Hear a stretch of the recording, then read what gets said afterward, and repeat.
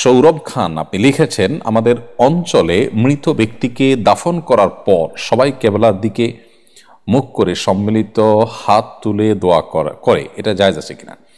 মৃত ব্যক্তিকে দাফন করার পর যারা দাফন কাজে শরিক হয়েছেন তারা কেবলামুখী হয়ে সবাই যার যার মতো করে সম্মিলিতভাবে বলতে এখানে সবাই দোয়া করবেন, কিন্তু একজনের সাথে সবাই তালে তাল মিলিয়ে দেওয়ার শিক্ষা হাদিস দ্বারা প্রমাণিত হয় না, তবে যার যার মতো করে সবাই দোয়া করবেন, এটি হাদিস দ্বারা প্রমাণিত।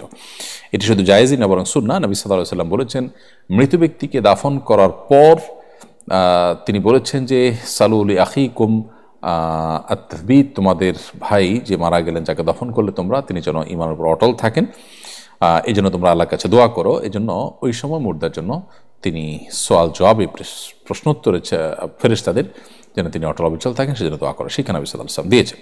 এমনি ইয়াসিন আপনি লিখেছেন, নামাজের মধ্যে গলার কপ খেয়ে ফেললে নামাজ আদায় হবে কিনা?